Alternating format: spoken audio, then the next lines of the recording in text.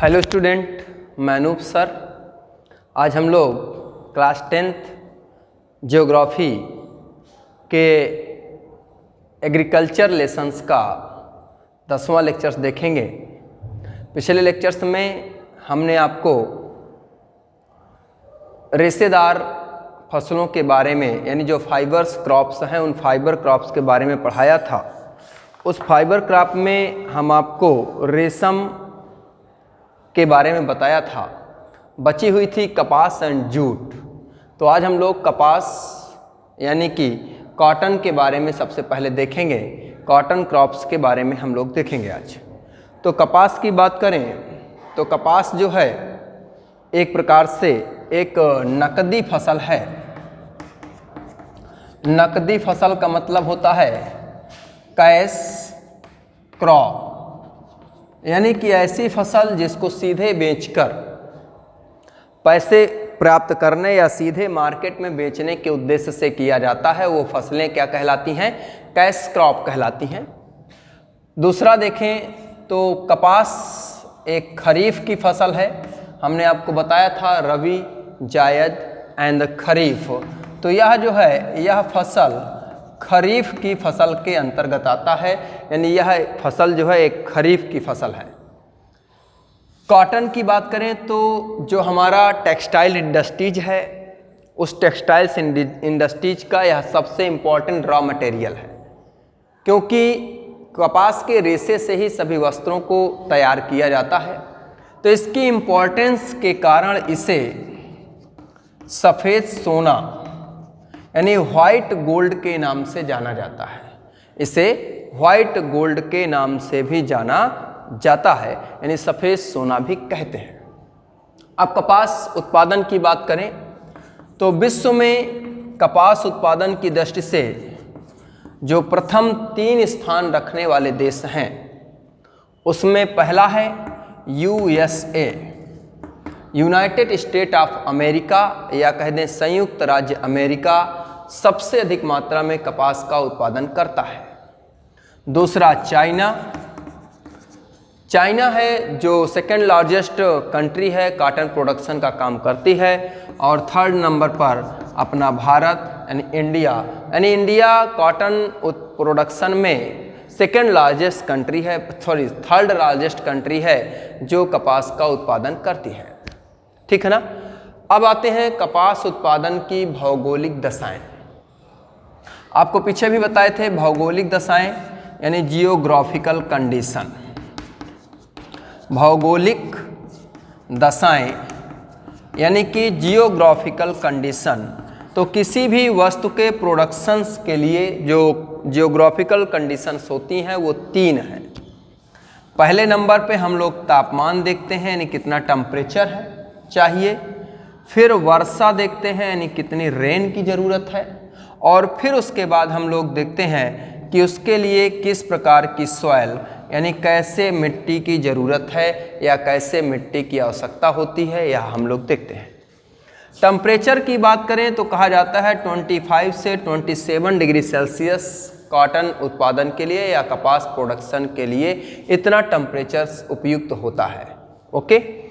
वर्षा की बात करते हैं तो कहते हैं 75 सेंटीमीटर यानी 75 सेंटीमीटर से अधिक नहीं होनी चाहिए। नॉट मोर देन 75 सेंटीमीटर से अधिक नहीं होनी चाहिए, यानी 75 सेंटीमीटर से अधिक वर्षा नहीं होनी चाहिए। और सॉइल तो आप जानते हैं ब्लैक सॉइल, तो इसके लिए काली मिट्टी सर्वाधिक उपयुक्त होती है। जो वोल्केनो से जो लावा निकलता है, उस लावे के विघटन से वह मिट्टी बनती है। तो ब्लैक सॉइल यानी काली मिट्टी यह कपास उत्पादन के लिए सर्वाधिक उपयुक्त है, या काली मिट्टी में कपास का अच्छी तरह से उत्पादन किया जा सकता है। साथ में एक चीज़ समझना है कि इस भौगोलिक दशा यानी जियोग्राफिकल कंडीशन के साथ साथ कपास के लिए यह जरूरी है कि उसे 120 दिन जो है वो साफ मिलने चाहिए, यानी पाला रहित। यानी किसी प्रकार का पाला नहीं होना चाहिए, यानी साफ होना चाहिए, यानी 120 दिन उसे खिली धूप मिलनी चाहिए या 120 दिन उसे खिली धूप मिलनी चाहिए, क्योंकि यह फसल 6 से 8 मंथ 6 से 8 माह की होती है। इस 6 से 8 माह में लास्ट के 120 दिन जो है वह पाला रहित होने चाहिए, यानी सूर्य की किरणें तेज इस मतलब स्वच्छ और स्पष्ट सूर्य की किरणें, सूर्य का प्रकाश इसे मिलना चाहिए। अब आते हैं वितरण में, राज्यों का वितरण, यानी कपास उत्पादन की अगर बात करें तो सबसे अधिक कपास का उत्पादन कहाँ किया जाता है या सबसे अधिक कपास उत्पादक राज्य कौन से हैं, तो ये थोड़ा सा देखिएगा। पहले नंबर पे कपास उत्पादन में महाराष्ट्र। देखिए इसके पहले आप पुराना रिकॉर्ड देखेंगे तो गुजरात आपको सबसे अधिक कपास उत्पादक राज्य के रूप में देखा जाएगा या देखेंगे, लेकिन वर्तमान समय में गुजरात पीछे हो चुका है और महाराष्ट्र कपास उत्पादन में आगे है। तो महाराष्ट्र पहला स्थान रखेगा, गुजरात दूसरा स्थान रखेगा और आपका जो तेलंगाना है यह कपास उत्पादन में तीसरा स्थान रखेगा। इसके अलावा मध्य प्रदेश, कर्नाटक, आंध्र प्रदेश, ठीक है ना, इसके अतिरिक्त मध्य प्रदेश, कर्नाटक, आंध्र प्रदेश, उत्तर प्रदेश आदि में भी कपास का उत्पादन किया जाता है या अन्य राज्यों में भी कपास का प्रोडक्शन होता है। तो इस प्रकार से हम लोग कपास के बारे में समझ लिए, कपास की कंडीशंस क्या हैं, कपास कैसे उत्पादित होता है और उसकी भौगोलिक दशाएं और राज्यों में उसकी पोजीशंस। ठीक है, आपको बता दिया गया है इसका यूज, मुख्यतः इसका यूज होता है कॉटन टेक्सटाइल्स इंडस्ट्रीज में। तो चलिए अगला देखते हैं जिसको कहते हैं जूट।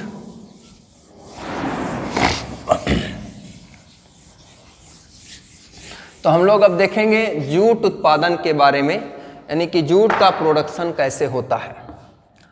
तो हम लोग जूट देखेंगे। जूट की बात करें तो हम लोग अगर देखें तो भारत में या विश्व में प्राचीन काल में जूट की बहुत अधिक मांग थी। क्यों? क्योंकि इससे जो बनाने जाने वाली वस्तुएं हैं जैसे बोरी एंड बोरे, आप देखते हैं गल्ला जो हमारी ग्रेन्स हैं उनको भरने के लिए हम लोग बोरा बनाते हैं, वो जूट का होता है। आप लोग स्कूल आते हैं, कॉलेज स्कूल जाते हैं तो वंदना के लिए कभी कभी टाट पट्टियों का प्रयोग होता है। जो टाट पट्टियाँ होती हैं वो जूट की बनी होती हैं, ठीक है ना। रस्सी यानी जो झूले वाली रस्सी होती हैं वो जूट से बनती हैं। तो इस प्रकार से अगर जूट की बात करें तो जूट से जो वस्तुएं तैयार की जाती हैं उनमें बोरी, चटाई, रस्सी, तंतु, धागे, गलीचे आदि जूट के निर्मित किए जाते हैं, ठीक है ना। तो जूट की उपयोगिता के कारण इसे सुनहरा, ठीक है ना, रेशा के नाम से जाना जाता है, यानी इसे सुनहरा रेशा भी कहा जाता है। जूट उत्पादन की दृष्टि से देखें तो भारत विश्व में जूट का सबसे बड़ा उत्पादक राज्य है, यानी भारत जूट उत्पादन की दृष्टि से विश्व में अपनी पहली पोजीशन रखता है या प्रथम स्थान रखता है। अब आते हैं भौगोलिक दशाएं। जूट उत्पादन के लिए जो जियोग्राफिकल कंडीशंस हैं उनके बारे में देखते हैं। तो हम लोग उसी प्रकार से तीन चीज़ें देखेंगे। सबसे पहले टेम्परेचर, फिर देखेंगे रेन और फिर देखेंगे सॉइल। तो जूट उत्पादन के लिए जो टेम्परेचर है वह एवरेज आपको बहुत अधिक टेम्परेचर की ज़रूरत होती है। तो 20 डिग्री सेल्सियस से 40 डिग्री सेल्सियस तक का जो टेम्परेचर है वह जूट के लिए चाहिए या जूट उत्पादन के लिए इतने टेम्परेचर की ज़रूरत है। जब टेम्परेचर अधिक है तो वर्षा भी अधिक होगी, यानी जूट उत्पादन के लिए 150 सेंटीमीटर से अधिक रेन की ज़रूरत होती है या वर्षा की ज़रूरत होती है। जूट उत्पादन के लिए नदियों द्वारा लाई गई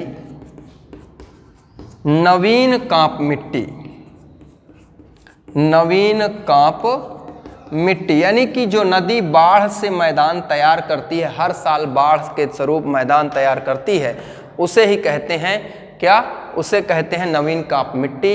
यानी दूसरे शब्द में अगर कहें तो हम इसे खादर मिट्टी कहते हैं। क्या कहते हैं? खादर। खादर जो मिट्टी है, खादर सॉइल है, वह जो है जूट उत्पादन के लिए सबसे अधिक उपयुक्त होती है, यानी कि उसमें जूट का उत्पादन अच्छी तरीके से किया जा सकता है। वितरण पे आते हैं।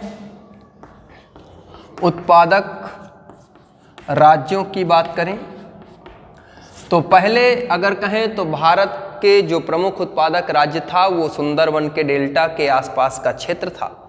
बांग्लादेश विभाजन के बाद भारत का अधिकांश जूट उत्पादक क्षेत्र बांग्लादेश में चला गया। उसके बाद भी अगर जूट उत्पादन की दृष्टि से हम 3 राज्यों को पहले रखें तो फर्स्ट नंबर पे पश्चिम बंगाल, ठीक ना, पश्चिम बंगाल में सबसे अधिक मात्रा में जूट का उत्पादन होता है। सेकंड नंबर पर बिहार और थर्ड नंबर पर असम। पश्चिम बंगाल, बिहार और असम यह जूट उत्पादक प्रमुख राज्य हैं। अन्य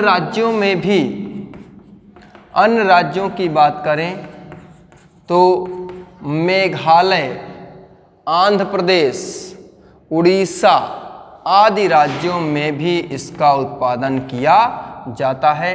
अन्य राज्यों में भी जूट का उत्पादन किया जाता है।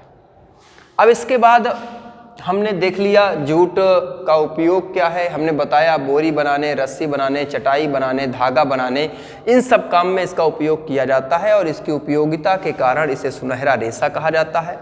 भारत इसकी दृष्टि से विश्व में प्रथम स्थान रखता है। जियोग्राफिकल कंडीशन बता दी गई। वितरण, वर्तमान समय की बात करें तो वर्तमान समय में जो जूट का बाजार है वह पहले की अपेक्षा उतना इम्पोर्टेंस नहीं रखता, क्योंकि कृत्रिम रेशा, जिसे हम लोग प्लास्टिक या नायलॉन बोलते हैं, कृत्रिम रेशा यानी नायलॉन के आने के बाद से बोरियों के रूप में, रस्सी के रूप में, चटाई के रूप में जूट का स्थान इस नायलॉन ने ले लिया। और नायलॉन के मार्केट में आने के बाद से जो जूट है उसका जो इम्पोर्टेंस है, उसका जो महत्व है, उसमें गिरावट आ गई है। और वर्तमान समय में अगर कहें तो वर्तमान समय में जूट की अपेक्षा नायलॉन की मांग बाजार में बढ़ गई। तो आपको इतना समझना है, जूट एक इम्पॉर्टेंस हमारी क्रॉप्स है जो इस कार्य में प्रयोग होती है, लेकिन वर्तमान में नायलॉन के कारण इसके महत्व में थोड़ी सी गिरावट आ गई है। तो आज यहीं तक, और यहीं से फसलों का ये कार्यक्रम समाप्त होता है, जो फसलों का लेक्चर्स चल रहा था। अब इसी में हमारी एग्रीकल्चर्स के लिए कौन कौन से सुधार, प्रौद्योगिकी सुधार करने हैं, इसके बारे में हम लोग देखेंगे। तो इसके लिए हम लोग अब नेक्स्ट वीडियो में चलेंगे।